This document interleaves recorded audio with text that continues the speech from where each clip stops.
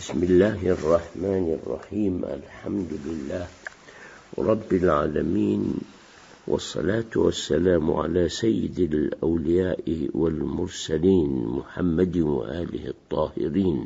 أما بعد، فالسلام عليكم ورحمة الله وبركاته. نسأل الله لنا ولكم التوفيق وخدمة هذا الدين الحنيف والاطلاع على أسرار كتابه المبين الذي لا يأتيه الباطل من بين يديه ولا من خلفه. سبحان الله الكبير. من أسماء القرآن الكريم صفة الكريم، أطلقت على القرآن، وهي صفة في الحقيقة للمولى جل جلاله، فإن الكريم من أسمائه العليا وصفاته المباركة. ما معنى كريم؟ طبعا كريم عند العامة معروف هو السخي، ولكن في اللغة العربية وفي لغة القرآن العزيز لها معاني متعددة. المعنى الأول، الكريم هو الكثير الخير، الجواد والمعطي الذي لا ينفك عن العطاء، أي بمعنى الكريم المطلق، كما في قوله سبحانه وتعالى: نؤتيها أجرها مرتين واعتدنا لها رزقا كريما، أي كثيرا. المعنى الثاني للكريم هو الجامع لأنواع الشرف والفضائل، كما ورد في حديث أم زرع: كريم الحل، أي المرأة الشريفة. وهنا كريم ذكر على المعنى المصدري، معنى لا تخادن أحدا في السر، يعني لا تصادق امرأة في السر. الثالث، الجامع لكل ما يحمد من الخصال والنعوت والأفعال، الجامع لكل مجد وكرامة. والمعنى الرابع للكريم يعني الصفوح، يصفح عن الناس إذا أذنبوا. والخامس يعني النزيه العظيم، قال سبحانه: رب العرش الكريم. وقوله سبحانه: فإن ربي غني كريم. والمعنى السادس، الكريم يعني الحسن، كما في قوله تعالى: إني ألقي إلي كتاب كريم، أي حسن ما فيه، أو أنه جاء من عند رجل كريم. وقال سبحانه وتعالى: وندخلكم مدخلا كريما، والمدخل الكريم هو الجنة. والمعنى السابع، السهل اللين، قال تعالى: وقل لهما قولا كريما. والثامن، المفضل، الكريم يعني المفضل على غيره، كما في قوله تعالى: قل أرأيتك هذا الذي كرمت علي. والمعنى الثالث يعني المفضل، كما في قوله تعالى: قال أرأيتك هذا الذي كرمت علي. إبليس لعنه الله لما كرم الله آدم عليه. في الحديث عنه صلى الله عليه وآله: أنا الكريم ابن الكريم بن الكريم يوسف بن يعقوب بن إسحاق بن إبراهيم، يعني أنه صلى الله عليه وآله اجتمع له شرف النبوة والعلم والجمال والعفة وكرم الأخلاق والعدل ورئاسة الدنيا والدين، وهو نبي ابن نبي ابن نبي، الرابع 4 في النبوة صلى الله عليه وآله وسلم. والكريم، وهذا هو المعنى التاسع عند العرب، تابع لكل شيء لقيت عنه فعلا تنوي به العزم. مثلا يسأل: أسمين هذا؟ فيقول: ما هو بسمين ولا كريم. قال تعالى: لا بارد ولا كريم.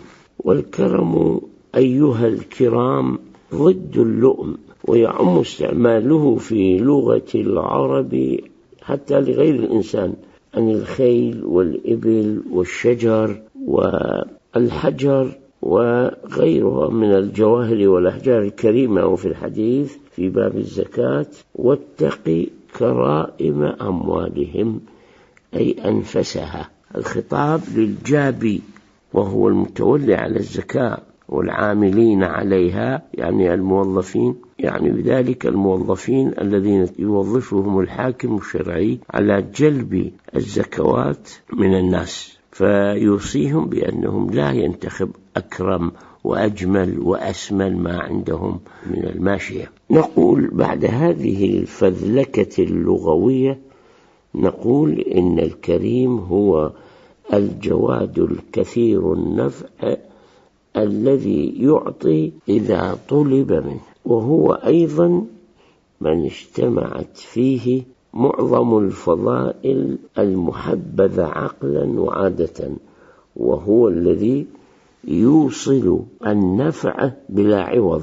وإن الكريم من يملك الكريمة والإنصاف بما يليق من الكمالات.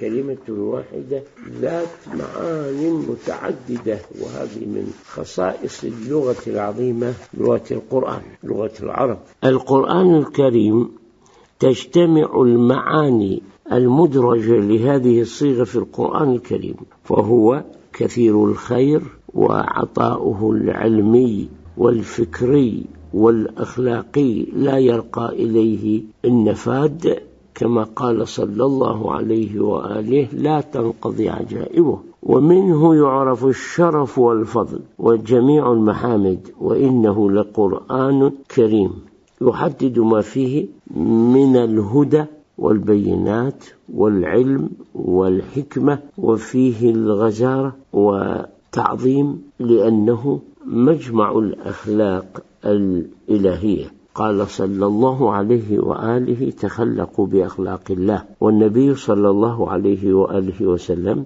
كان أدبه القرآن، كما قال صلى الله عليه وآله وسلم: أدبني ربي فأحسن تأديبي. فما في كتاب الله العزيز من حسن وسهولة ومرونة وفضل، لأن القرآن تتبلور فيه وتصوغ فيه قيمة الإنسان من حيث هو مستخلف ومفكر ومريد.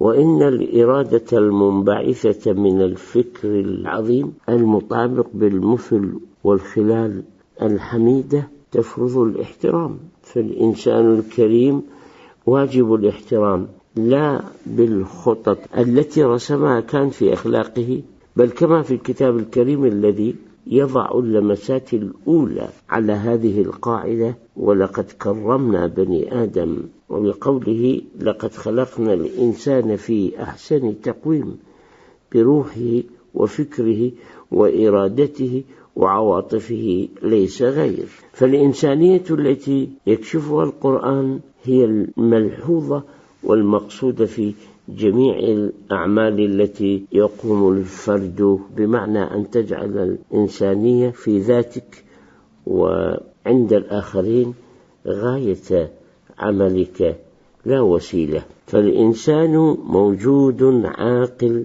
فله بتلك كرامة ذاتية. ولقد كرمنا بني آدم، فهو غاية ولا يكون وسيلة. وهذا التكريم الإلهي يوجب تقديمه على كل اعتبار، فعليه أن تكون هذه الكرامة نصب عينيه، فلا يصح أن يقوم بعمل ينافي كرامته، فلا يسخرن عقله للأهواء فيتبع خطوات الشيطان فتضيع منه علل التكريم كذلك، ولا يسخرا بإخوانه في الإنسانية الكريمة لمصالحه الكريهة ومنافعه الذاتية، فإن ذا وذا يخالف كرامة الإنسان المفضل على كثير من خلق الله سبحانه وتعالى تفضيلا.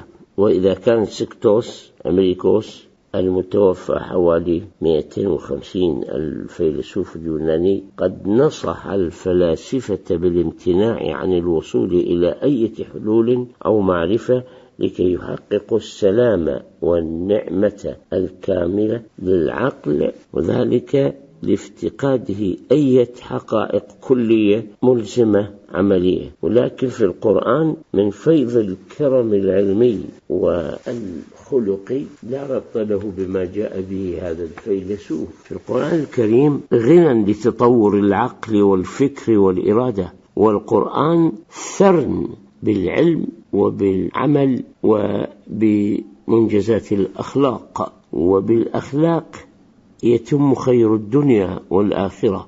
قال صلى الله عليه وآله: جئتكم بخير الدنيا والآخرة. وقال تعالى: وإنك لعلى خلق عظيم. وإن الأمثال الشريرة كما تنبه إليها سقراط من قبل لا تنتج إلا عن الجهل، وليس هناك إنسان شرير بإرادته الحرة كما قال سقراط. نكتفي بهذا القدر أيها الكرام من وصف القرآن وأسمائه الكريمة، والسلام عليكم ورحمة الله وبركاته.